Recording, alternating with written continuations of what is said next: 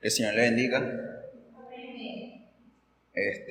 Es un privilegio poder tener la oportunidad de reunirnos nuevamente el día de hoy, el día domingo, el día del Señor. Y como todo día en el cual el pueblo del Señor se ha propuesto alabar, glorificar su nombre, y en especial un día como hoy, se ha de alabar y glorificar su nombre, pero también hemos de ser edificados a través de su palabra. Y por esa razón, para comenzar, quiero que me acompañe al libro de Hechos, capítulo 20. Como sabemos, el día de hoy corresponde exponer la epístola de Judas, pero las palabras del apóstol Pablo en este capítulo son bastante importantes recordarlas para el entendimiento de la epístola de Judas. Vamos a leer en el capítulo 20 de Hechos, y vamos a empezar a leer a partir del versículo 28. Dice la palabra del Señor: Por tanto, mirad por vosotros y por todo el rebaño en el que el Espíritu Santo os ha puesto por obispo, para apacentar la iglesia del Señor, la cual Él ganó por su propia sangre. Porque yo sé que después de mi partida entrarán en medio de vosotros lobos rapaces que no perdonarán al rebaño. Y de vosotros mismos se levantarán hombres que hablen cosas perversas para arrastrar tras de sí a los discípulos. Por tanto, velad, acordándoos que por 3 años, de noche y de día, no he cesado de amonestarlos con lágrimas a cada uno de vosotros. Y ahora, hermanos, os encomiendo a Dios y a la palabra de su gracia, que tiene poder para sobreedificaros y daros herencia con todos los santificados. Amén. Como dije al comienzo, hoy hemos de saber que corresponde la epístola de Judas, y esto porque se ha venido estudiando los libros de la Biblia, casi en su mayoría. Y llegamos al Nuevo Testamento y hemos estado predicando libro tras libro, y en muchos casos se da un panorama de cada uno de estos libros debido al poco tiempo que se tiene.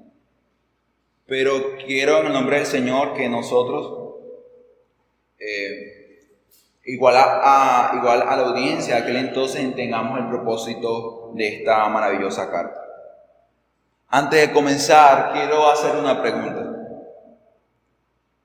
Y quiero que tomen en cuenta esta pregunta, porque ella es realmente importante para comprender esta pequeña epístola.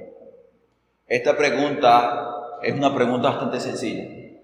Tan sencilla que incluso el niño más pequeño de nuestras casas podría responder. Esta pregunta es: ¿conoce usted qué es la guerra? ¿Realmente sabemos qué es la guerra? Quizás para nosotros la guerra podría ser un concepto, algo que conocemos, o quizás sea una vivencia que estamos pasando. Y quizás el concepto de guerra a algunos nos llevaría a pensar en un conflicto bélico de una nación contra otra nación, o de entre muchas naciones. Pero quizás en una situación como la que nos hallamos hoy en día, en cuarentena, encerrados en nuestras casas, las personas pueden conocer el concepto de guerra porque sus hogares se hallan quizás en una completa y absoluta guerra. Porque hay un conflicto, hay una pelea dentro de ella. De una u otra manera conocemos el concepto de guerra. Y quizás también la hemos vivido. Y esta pregunta la hago porque la respuesta sencilla a esta sencilla pregunta es la que se verá a lo largo de esta carta. Quiero que cuando leamos cada versículo recordemos el concepto de guerra. Porque en esta pequeña epístola, ¿sabe qué vamos a ver? Una guerra. Vamos a ver cómo se lanzarán dardos, se lanzarán bolas de fuego. Veremos un conflicto bélico. Un conflicto, veremos una guerra que nunca jamás se ha visto. Pero es una guerra, hermano, amigo, que es realmente importante. Y la invitación que nos hace esta carta de Judas es que nosotros debemos unirnos a esa guerra. Y quizá alguien me diga, pero ¿cómo es eso, unirme a una guerra? Si las personas siempre están evitando la guerra. ¿Cómo es que tú o la carta me llama a la guerra si debemos buscar lo pacífico, la paz, la tranquilidad? Pero no. El autor de esta epístola, de manera enfática y repetitiva, nos llama a que debemos participar de esta guerra. Porque esta guerra no es cualquier guerra, no es cualquier conflicto. Y si cuando vamos al concepto de guerra sabemos que hay un conflicto de una persona con otra, pero siempre habrá una razón. Siempre habrá una causa por la cual esa guerra se ha producido, una causa por la cual esa guerra ha comenzado. Y en el caso de esta epístola de Judas también hay un propósito.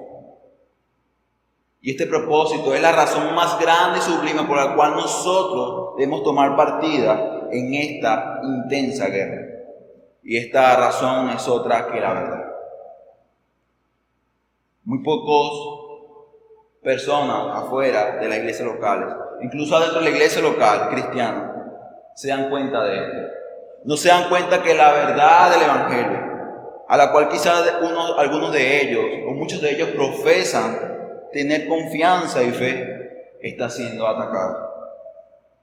Y Judas, en esta epístola, nos quiere hacer ver que la verdad del Evangelio, la palabra de Dios, está siendo atacada y que nosotros debemos defenderla. Pero antes de entrar al meollo del asunto, digamos de esta manera, de esta epístola de Judas, debemos saber su contexto. Quién habla, a quién se dirige. Y esto normalmente se puede ver en la primera parte de cualquier carta, ¿no?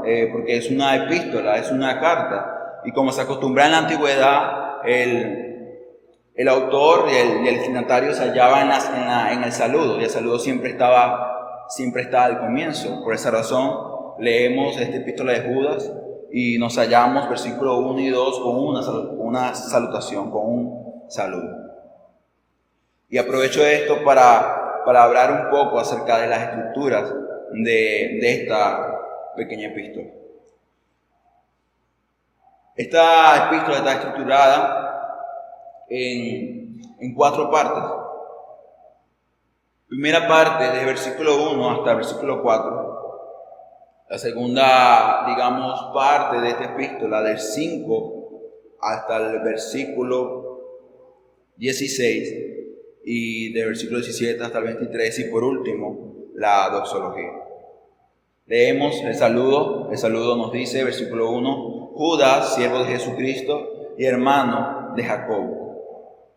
A los llamados, santificados en Dios Padre y guardados en Jesucristo, misericordia, paz y amor os sean multiplicados. En el saludo nos damos cuenta de algo. Nos damos cuenta principalmente de quién es el autor de esta carta. Se nos muestra que el autor de esta carta es Judas. Se llama a sí mismo como siervo de Jesucristo. Pero quizás alguien podría decir, ¿pero quién es este Judas? ¿Quién es este Judas? Porque hasta donde yo sé, conozco un Judas y este Judas fue el que traicionó a Jesús. Pero cuando vamos y estudiamos esta carta nos damos cuenta de que este Judas no es Judas Iscariote, aquel que traicionó a nuestro Señor Jesús. Este Judas, como él lo dice, es hermano de Jacobo. Judas dice, soy siervo de Jesucristo y hermano de Jacobo. Él no da mucha más información de él. ¿Pero por qué razón? La razón es muy sencilla. ¿Saben quién es Jacobo? Jacobo no es otro que el autor de la carta de Santiago. Jacobo no es otro que el líder de la iglesia de Jerusalén. Y si recordamos en el saludo de esta carta, Jacobo no se presenta tampoco porque la audiencia lo conocía por su cargo en la iglesia local de Jerusalén. Y por lo tanto, Judas dice: es suficiente con decir que soy hermano de Jacobo, porque la audiencia conoce quién es Jacobo. Pero si Judas es hermano de Jacobo, entonces esto quiere decir que Judas también es medio hermano de Jesús. Y esto lo podemos ver en Hechos capítulo 1, versículo 14, donde se nos muestra que todos estaban reunidos, unánimes orando, leyendo su palabra, y dice que en esta multitud que estaba reunida se hallaba María y los hermanos de Jesús. Por lo tanto, esto nos muestra que estos hermanos, que cuando Jesús estaba caminando, predicando el evangelio, predicando el mensaje del reino, estos hermanos lo habían rechazado, pero después que Cristo muere en la cruz del Calvario y resucita entre los muertos, ellos se convierten. Y de entre estos hermanos se halla Judas. Judas era un creyente, un fiel creyente, era un maestro, era un misionero. Y por esta razón se explica por la cual él escribe a una audiencia, porque la conoce, le ha expuesto de la palabra del Señor. En la fecha se cree que esta carta fue escrita de entre 68 o 70 después de Cristo. El lugar se desconoce, el destinatario incluso también se desconoce, porque aquí simplemente nos dice a los llamados, santificados en Dios Padre y guardados en Jesucristo. No da mucha información de la audiencia de la cual se habla. Pero cuando vayamos a los textos nos daremos cuenta que lo más seguro es que la audiencia sea completamente judía, por la manera como les habla, por los recursos que Judas utiliza para presentarle esta gran demanda. Pero aún así muchos afirman y dicen que esta carta tiene una naturaleza que nos hace pensar de que esta carta simplemente es universal. Es para todos los que han creído en Jesucristo, y así parece por la demanda que se halla en esta pequeña epístola. Y habiendo dicho esto, y entendiendo en dónde se halla esta carta, vamos a entrar un poco a lo que es el contenido de ella. Vamos a entrar al versículo que es considerado el versículo que más brilla y más resplandece en esta carta. Y este es el versículo 3. Versículo 3 nos muestra el propósito de esta carta, por qué razón fue escrita. Dice el versículo 3, Judas dice: amados, por la gran solicitud que tenía de escribiros acerca de nuestra común salvación, me ha sido necesario escribiros, exhortándoos que contendáis ardentemente por la fe que ha sido una vez dada a los santos.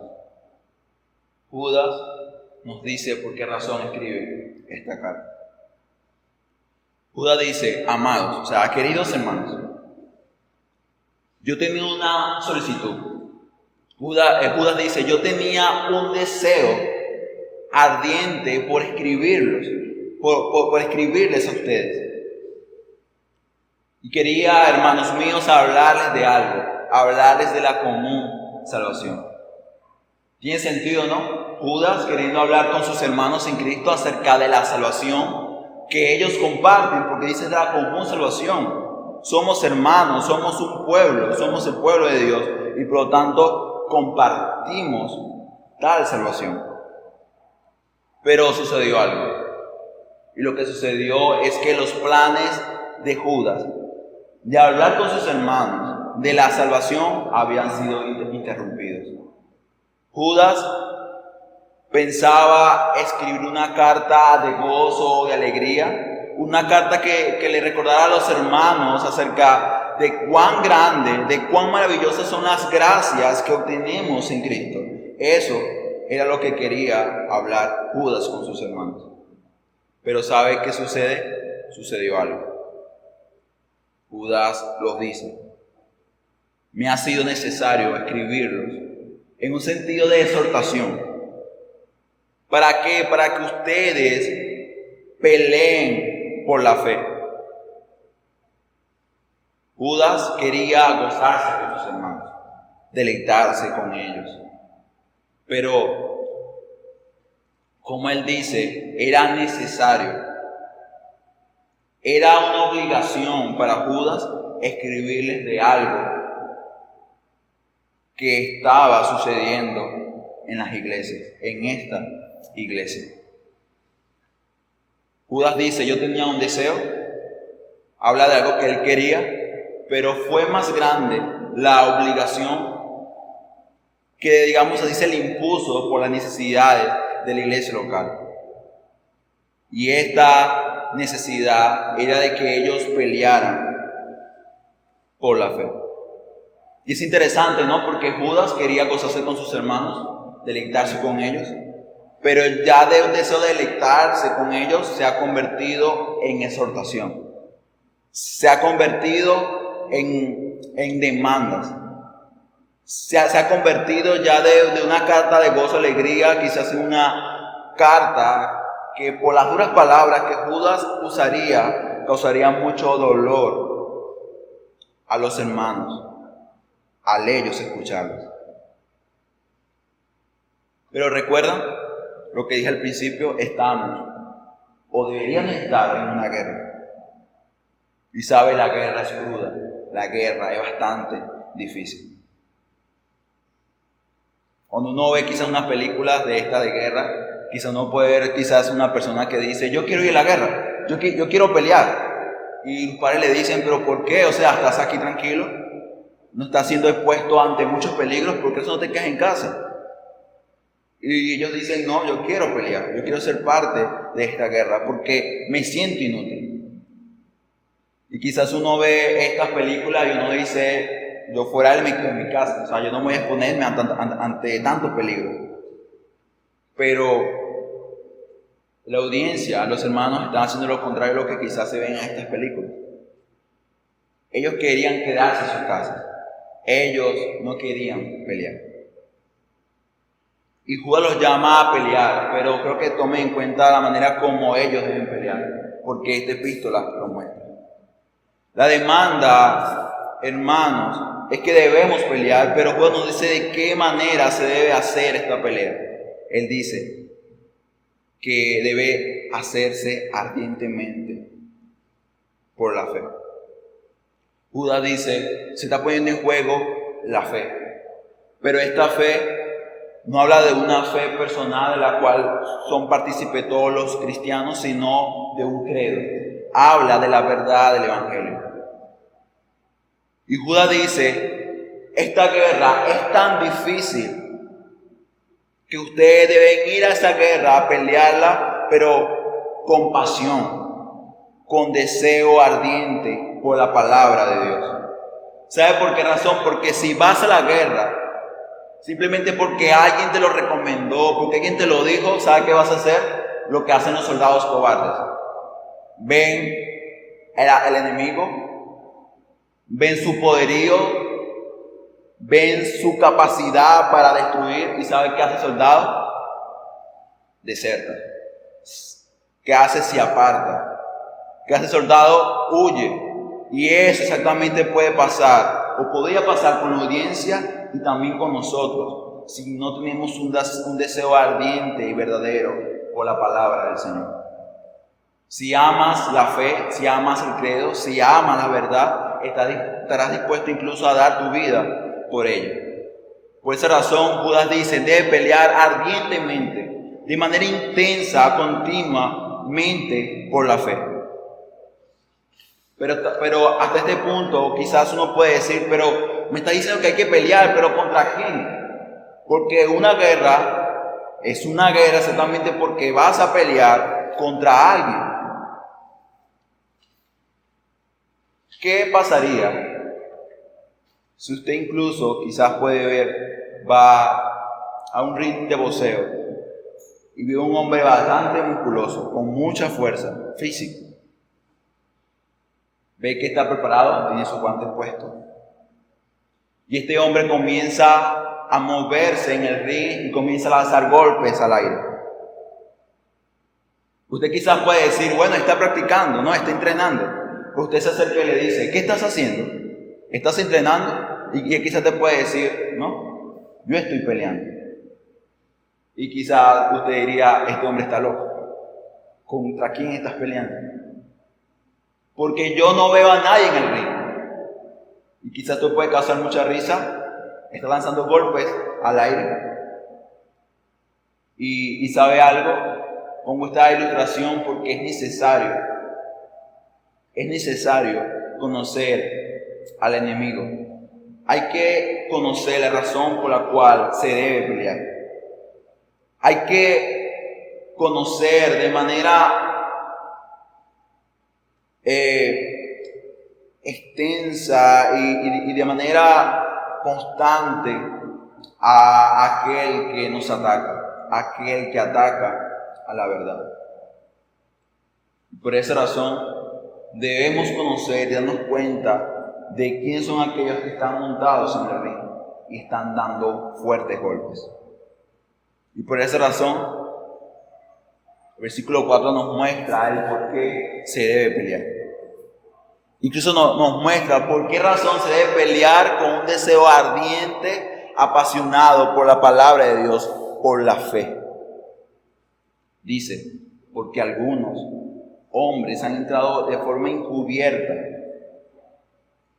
pero aclara Judas, los cuales han sido destinados para esta condenación, hombres impíos. Lo que tomamos en cuenta, primera parte del versículo 4 dice, ¿por qué debemos pelear? Judas nos presenta y nos dice, queridos hermanos, es tu enemigo. Este es el enemigo de vosotros. Y este enemigo no es otro que los falsos maestros. Estos hombres que, como él dice, han entrado de manera encubierta. Y esto es lo que sucedía exactamente con los hermanos. Cuando usted lee esta epístola, se dará cuenta que Judas comienza a describir la actitud y los hechos de estos falsos. Judas comienza a dar una descripción de manera completa de quiénes son estos enemigos, de cómo ellos viven. Y quizás uno ve esto, por ejemplo, de que se deleitan en el pecado, que viven y andan en pecado. Y quizás uno puede decir, pero entonces no entiendo por qué razón la audiencia aquel entonces no se dio cuenta de que estaban estos falsos ahí. ¿Qué está sucediendo? Pues el versículo 4 nos lo explica. Lo que estaba sucediendo es que estos hombres que estaban atacando a la verdad del Evangelio no estaban atacando de manera frontal, de manera clara o abierta, sino de una manera bastante astuta, de manera bastante delicada. Porque no crea que este enemigo es un impío, un pecador que entra a la iglesia y comienza a hablar cosas. Cuando habla aquí de una persona encubierta, habla de una persona que se ha ganado la aceptación de la iglesia. Es una persona que es reconocida quizás por buenas obras. Es una persona que incluso, en los peores casos, llega incluso a ser un líder de una iglesia. O si no, veamos la tercera epístola de Judas, de Juan, como Diótrefes, no siendo creyente, ¿en dónde estaba? Estaba pastoreando una iglesia. Por esa razón, la urgencia y el llamado constante a que se debe pelear. Y es una pelea que se debe llevar a cabo, porque aunque el cristiano o el hombre no se dé cuenta, la verdad está siendo atacada. Pero como decía un hombre, estos hombres atacan la verdad de una manera muy sutil. Es como que se agarrara un pequeño taladro y comenzaran a hacer agujeros al fundamento de nuestra fe, a la palabra de Dios, a la verdad del Evangelio. Comienzan a hacer pequeños agujeros y en estos agujeros comienza a meter una dinamita. Y la meten de una manera bastante estratégica para que cuando ésta sea estallada, la verdad se derrumbe por completo. Esto exactamente es lo que hacen los falsos maestros. Ellos no van a atacar de manera abierta a la verdad, sino de manera bastante astuta. Pero Judas pone en claro algo, y pone en claro su carácter. Él dice, ellos son hombres impíos. La palabra impío se repite mucho en este epístola, y es realmente importante. Porque él dice, ellos son hombres impíos, o sea, su carácter es este. Y por lo tanto, no pueden ser considerados hermanos, porque su vida es una vida de impiedad, es una vida de pecado. Y si recordamos las cartas anteriores, como la primera, segunda y tercera carta de Juan, hablan acerca de lo mismo. Hablan de que el cristiano debe diferenciar de forma clara de qué es la luz y qué son las tinieblas. Pero en este caso es bastante difícil, ¿sabe? Porque los falsos maestros no andarán dentro de la iglesia diciendo, soy un falso, soy un lobo. Como dice el Señor Jesús, estos lobos se disfrazarán de ovejas. Serán tan buenos, son expertos en presentar una falsa piedad. Son realmente hipócritas. Y por esta razón, Jesús le dice a los fariseos, ustedes son unos sepulcros blanqueados. De forma externa parecen ser limpios, justos, pero la realidad es que dentro de ustedes se halla un montón de cadáveres. Y eso exactamente sucede con estas personas. Lo que se muestra aquí, la descripción que él hace de ellos, es lo que se halla dentro de sus corazones. Porque ellos no presentarán a las personas de la iglesia local lo que realmente son, sus intenciones. Las intenciones de su corazón no serán reveladas al comienzo de todo. Ellas serán ocultadas. Ellos son como un león que está cazando su presa. La presa ni siquiera siente la presencia de este animal, pero aún así él muy tranquilo y paciente espera el momento preciso para lanzar su ataque. Y esto es lo que hacen estos falsos maestros. Pero también nos muestra no solamente su carácter, sino también los hechos a los cuales ellos han ocurrido. Lo dice, ellos convierten la gracia que tenemos en Dios en libertinaje y niegan a Dios, el único soberano, y a nuestro Señor Jesucristo. ¿Sabe qué hacían ellos? Ellos convertían la gracia de Dios en libertinaje.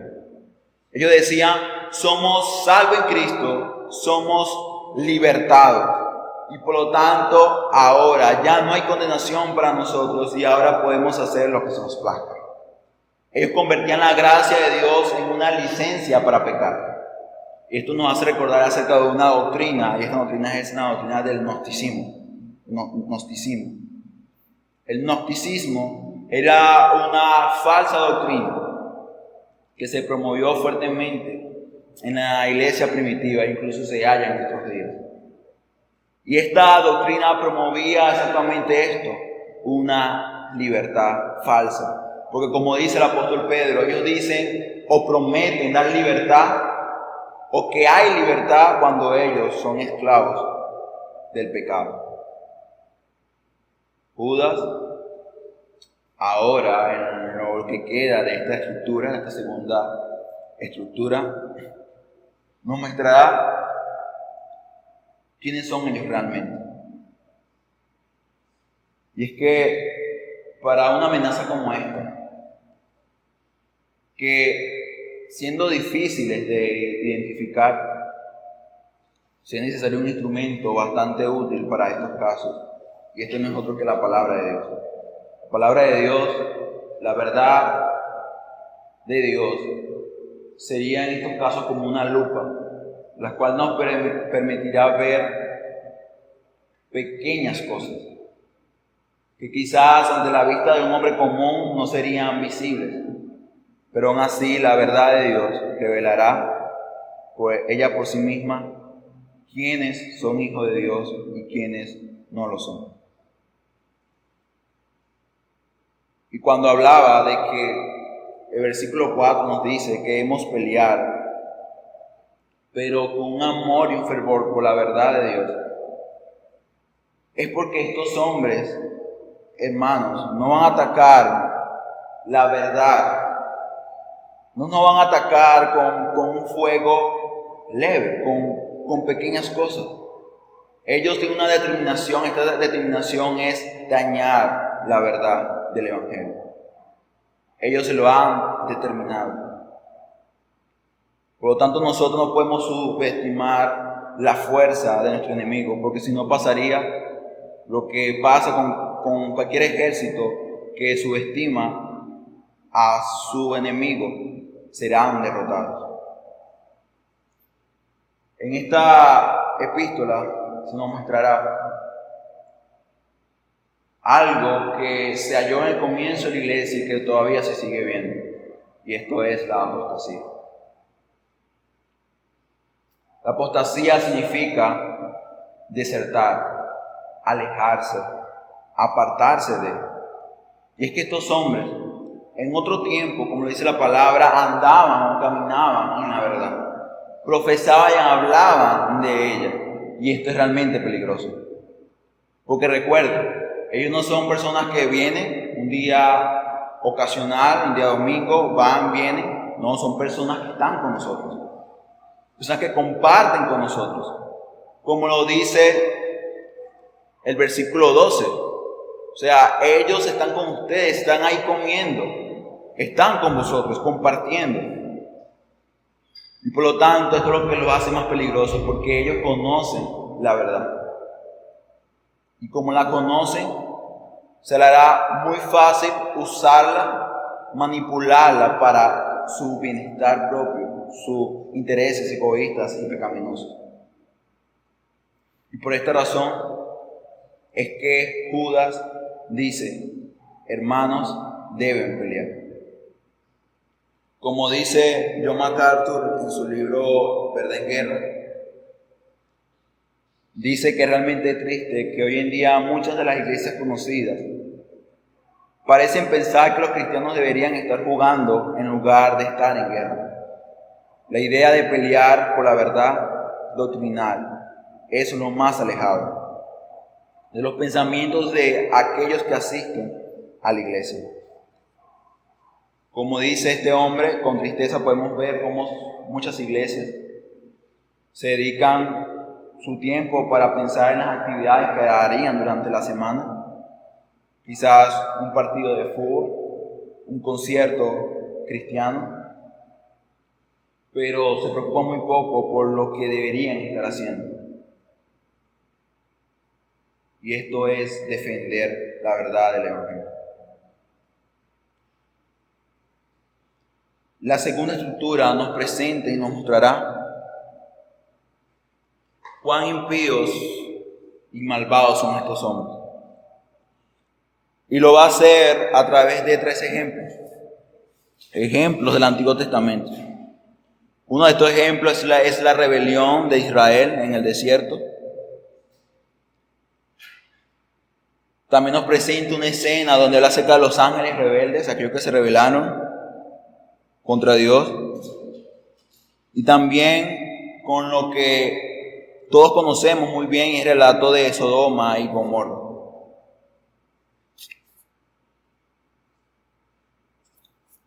Es interesante que Judas, en todos estos ejemplos, ¿sabe qué hace? Los compara de forma directa con ellos. Judas dice, como Sodoma y Gomorra y las ciudades vecinas, las cuales de la misma manera que aquellos, habiendo fornicado y en pos de vicio contra la naturaleza, fueron puestos por ejemplo, sufriendo el castigo del fuego eterno. Dice el versículo 8, no obstante, de la misma manera, estos soñadores mancillan la carne, rechazan la autoridad y blasfeman de las potestades superiores. Judas dice, ellos, ¿sabe cómo son? ¿Cómo es su corazón? ¿Cómo es su vida? Es tan parecida y tan igual como la del pueblo de Israel en el desierto. Es tan parecida e igual a la de los ángeles. Es tan parecida e igual a la de aquellos hombres que se hallaban en estas dos ciudades, en Sodoma y Gomorra. Imagínese usted cómo Judas compara a estos hombres que para muchos de ellos, de esta iglesia local, eran considerados hermanos en Cristo, los compara con lo peor de lo peor, lo compara con un incrédulo. Y es que realmente esta es la realidad que se halla tras una máscara que estos hombres han ideado para, como dice el versículo 5, introducirse en la iglesia. Pero Judas dice, detrás de esas bonitas palabras, detrás quizás de esas aparentemente buenas intenciones, se halla un corazón lleno de maldad y pecado. Se hallan los intereses personales de estos hombres. Y por esta razón, versículo 16 de este libro, de esta epístola dice, estos son murmuradores, querellosos, que andan según sus propios deseos, cuya boca habla cosas infladas, adulando a las personas para sacar provecho de ellas. Todo lo que ellos hacen, lo hacen, no es para buscar la gloria de Dios, sino para buscar un bienestar o un bien personal. ¿Por qué cree que estos hombres promovían esta falsa doctrina? Era para poder vivir una vida de pecado, era para satisfacer el pecaminoso corazón que tiene todo hombre sin Cristo. Pero Judas aclara y dice que ellos realmente son nuestros enemigos, aun cuando ellos dicen que no lo son. Y es que el ser apóstata no se trata principalmente de dejarse de proclamar cristiano, de dejar de decir yo amo a Dios, yo busco a Dios, Dios está conmigo, soy hijo de Dios. No se basa en esto. Ser apóstata se trata de apartarse, sea con palabras o con hechos, de la única y inerrante verdad. Eso es ser apóstata. Y esta razón por la cual la apostasía significa apartarse, alejarse. Y quiero que sepamos y recordemos que la apostasía es algo realmente serio, es algo altamente dañino y destructivo. ¿Sabe por qué? Porque su alcance en una iglesia local es casi, o parece ser casi que ilimitado. Pues como nos presenta esta epístola, incluso aquellos que deberían dirigir a la grey, al pueblo de Dios, a buenos pastos, también quizás muchos de ellos habrían de caer en tan gran pecado de apartarse de la verdad, de la cual ellos en otro tiempo proclamaban. Judas nos dice, a través de esta epístola debemos pelear, pero también nos muestra y nos describe a nuestro enemigo. Pero la pregunta sería, pero ¿cómo se pelea esta guerra? ¿Qué debemos hacer? El versículo 17 nos comienza a decir de qué manera se debe pelear esta guerra. Dice, pero vosotros, amados, tened memoria de las palabras que antes fueron dichas por los apóstoles de nuestro Señor Jesucristo, los cuales decían, en el postrer tiempo habrán burladores que andarán según sus malvados deseos. Estos son los que causan divisiones, los sensuales que no tienen al Espíritu, Pero vosotros, amados, edificados sobre vuestra santísima fe, orando en el Espíritu Santo, conservados en el amor de Dios, esperando la misericordia de nuestro Señor Jesucristo para vida eterna. ¿Qué vamos a hacer? ¿Cómo se debe pelear esta guerra? Esta guerra se pelea, hermanos, como dice aquí el pasaje, edificándonos en la santísima fe. ¿Sabe algo? La verdad es el fundamento de nuestra fe. La verdad es la roca inconmovible de todo verdadero cristiano. Y de ella debe partir todo. Quizás el hombre, cuando escucha una guerra, si le viene a la mente lanzar golpes, lanzar cosas, pero esta guerra no se pelea de esta manera. Recuerden que estos hombres quieren causar daño a la verdad. Quieren manipularla y dañarla para satisfacer sus pecaminosos corazones. Esta guerra no se pelea como el hombre acostumbra a pelear cada una de sus guerras. Esta pelea se lleva a cabo cuando usted ha dispuesto su corazón a defender esa verdad que está siendo atacada. ¿Quiere pelear esta guerra de forma correcta y verdadera? Pues entonces predique la verdad del Evangelio. Por esta razón Judas dice, ustedes deben edificarse en la santísima fe. Deben edificarse, deben crecer a la luz de la verdad del Evangelio. Pero también, ojo, dice, en oración, en el Espíritu Santo. Deben vivir una vida de amor. ¿Sabe por qué? Porque el amor a Dios, el verdadero amor, no este amor que estos falsos profesaban, sino un amor verdadero. Ese amor que Dios derrama en el corazón del hombre, aquellos que han sido escogidos. Este amor, ¿sabe qué produce? Produce obediencia a la verdad. Por esta razón Judas pone en claro y dice, estos falsos maestros son hijos del diablo y están bajo la perdición. Cada que pone un ejemplo, dice, estos falsos actúan de esta manera, pero también dice, su fin será exactamente el mismo. Y Judas dice, ¿sabe qué tenemos que hacer en tan reñida guerra? Siempre recordar. Versículo 5 dice, mas quiero que recuerden. Y versículo 17, amados, tened memoria de las palabras antes dichas.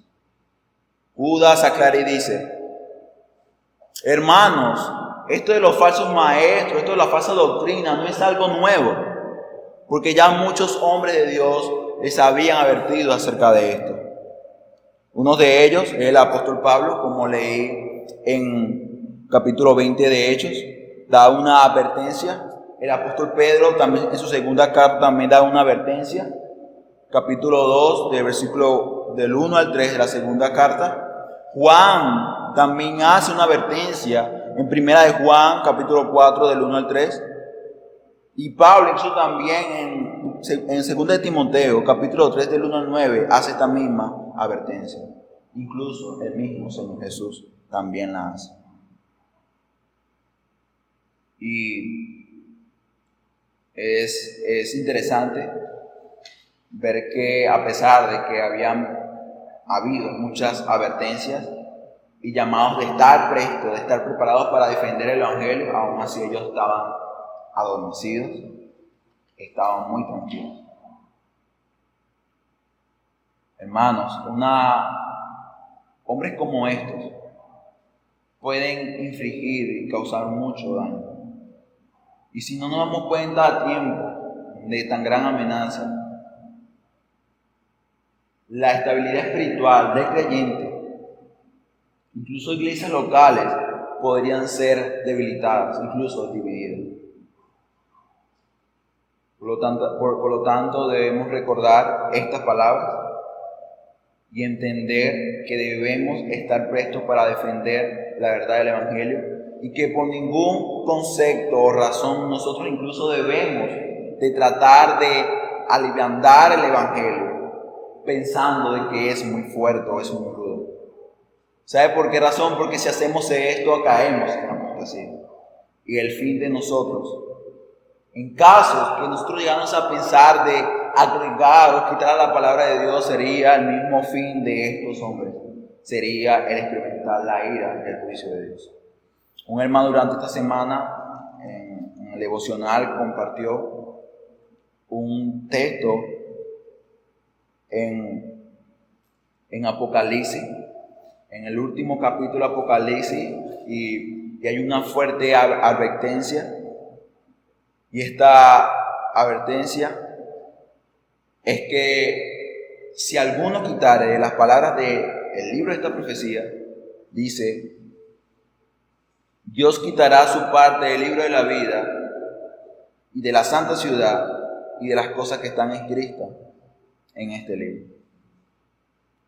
Juan también en Apocalipsis advierte de lo que quizás muchas personas hoy en día están practicando en sus iglesias. La iglesia, hermano, es la portadora de la verdad. Y por lo tanto tenemos el deber, como iglesia, de proteger y defender esta verdad. Incluso si esto significa dar nuestras vidas. Y por esa razón, solamente los que Cristo o Dios ha alcanzado con la verdad podrán defender tal verdad. Porque estos hombres, estos falsos maestros y los que hoy en día están en nuestras iglesias, ¿cómo cree que comenzaron? Comenzaron exactamente de esta misma manera, defendiendo la verdad. Pero llega el momento donde la dejarán de defender porque su corazón, porque sus vidas mostrarán lo que realmente son. Mostrarán que realmente nunca la gracia de Dios les había alcanzado. Y por eso la palabra del Señor dice, no se preocupen. Si se fueron de nosotros es porque no eran de nosotros. Lo que sucede es que el hecho de que hayan tantas advertencias en esta epístola y aún así tenemos conciencia de esto, aún así es algo bastante doloroso. Ver cómo personas que consideranos hermanos hace muchísimo tiempo, de un día a otro ya se han apartado de la fe y han manifestado con sus hechos la realidad que hay en sus corazones. Es bastante doloroso y por esa razón nunca deja de sorprender que aún incluso dentro de las iglesias hay personas tan malvadas y pecadoras y despiadadas como las que hay afuera. Y quizás alguien que nunca ha ido a una iglesia, escuche este audio y dirá, yo nunca me imaginaba eso. Pero realmente es así. Por esa razón, Judas nos presenta y nos dice que hay una guerra y que debemos tomar parte en ella y que debemos decidir de qué bando estamos. Si en el bando donde hay hombres dispuestos a dar su vida incluso por la verdad, por defender la verdad del Evangelio, o aquellos hombres que han tratado de dañar, de agarrar la verdad como una plastilina para amoldearla a su antojo. Y sabe algo, estos hombres promovían el libertinaje. Y muchas personas que hoy en día se hallan apostatando de la fe promueven lo mismo, un libertinaje. Pretenden alimentar el Evangelio. Y por lo tanto, si alguien escucha esto y ha llevado ciertas actitudes como esta epístola de Judas, como muchos otros libros, nos dicen que les espera a estas personas. Pero quizás el escuchar hablar de una guerra es igual a que habrán fallecido, ¿no? Que habrán muchas bajas. Y cuando se habla de una guerra por la verdad, se habla de que aquellos que pretendan defender la verdad sufrirán muchísimo. La historia cristiana nos muestra esto. Personas que se dispusieron a defender la verdad, luego terminaron pagando incluso con su propia vida. Pero ¿sabe algo? Estos hombres malvados, estos falsos maestros, nunca llegarán a tocar aquello que Dios le ha dado a todo hombre que ha sido escogido por su gracia y misericordia. Y esto es lo que dice Judas en la doxología, en su despedida. Esta doxología de 2 versículos es la más maravillosa y hermosa del Nuevo Testamento. Y es que esto es una nota de esperanza para la audiencia de aquel entonces y también para nosotros. Dice: y aquel que es poderoso para guardarnos sin caída y presentarnos sin mancha delante de su gloria con gran alegría, al único y sabio Dios, nuestro Salvador, sea gloria y majestad, imperio y potencia, ahora y por todos los siglos. Amén y amén. Judas dice: estos hombres pretenden cambiar, dañar la verdad, pero ¿sabe algo? Ellos nunca lo van a lograr. Incluso hay un movimiento que se llama por ahí, que se llama el Evangelio Cambio, y el Evangelio nunca habrá de cambiar. Como dice en Galatán, no es que haya otro evangelio, o no es que hay muchos evangelios, sino que hay muchos han pervertido el evangelio. Y por lo tanto, a través de esta falsa doctrina o falso evangelio han atraído sí muchos discípulos que serán guiados al fuego eterno. Pero no, Judas dice: nosotros reposamos en aquello que puede hacer Dios.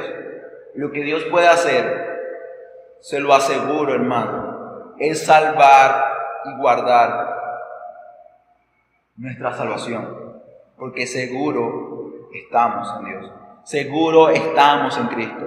Y por esa razón Él dice: Él es poderoso, Él tiene el poder, Él está capacitado para guardarnos sin caída y presentarnos sin mancha ante su gloria.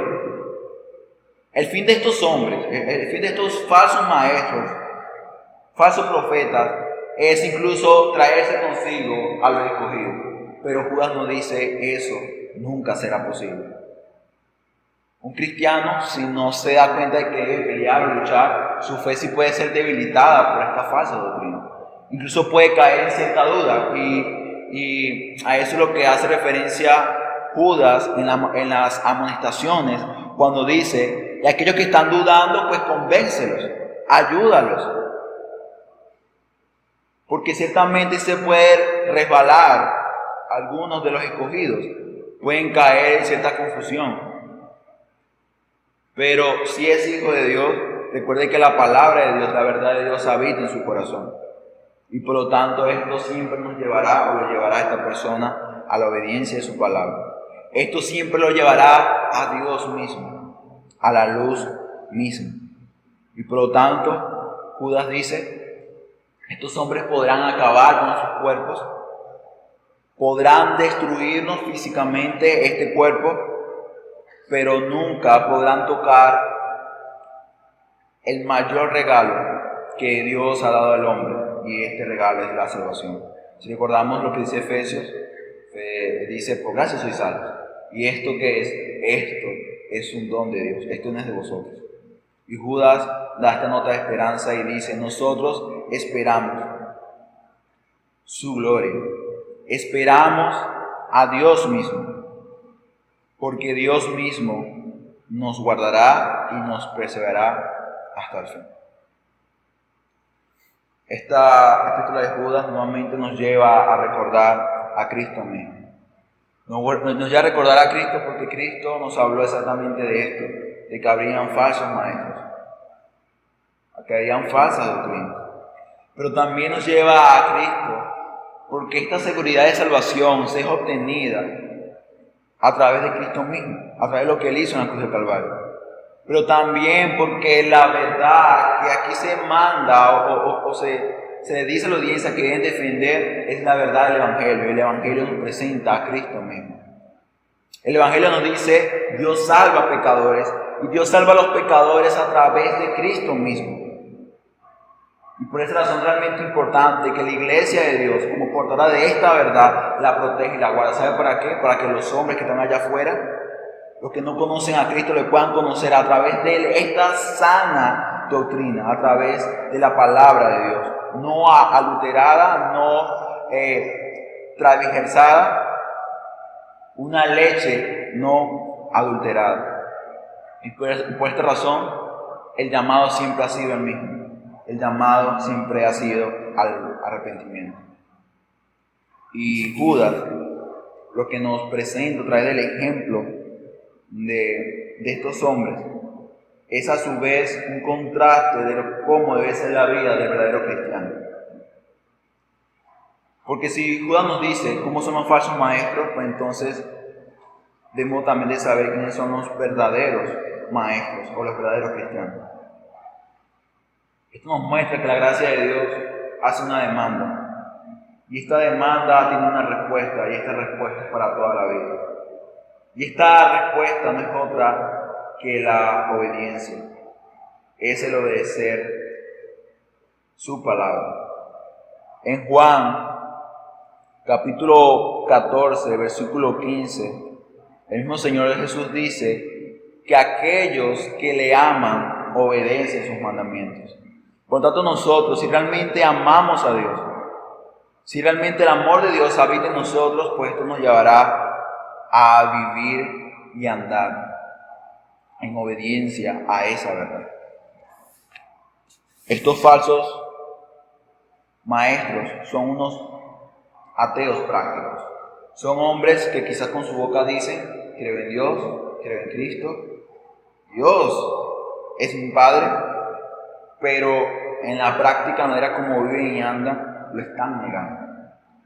Y muchas veces los cristianos también pueden incurrir en esta práctica, un ateísmo práctico. Hablas del Evangelio, profesas la fe cristiana, pero con tu vida, con tu manera de vivir, lo estás negando por completo. Debemos tener realmente mucho cuidado, porque si andamos y vivimos de esta manera, estamos dando frutos no de un verdadero cristiano, no de un cristiano que debe estar presto para defender la verdad, sino de un hombre que se ha apartado de la verdad.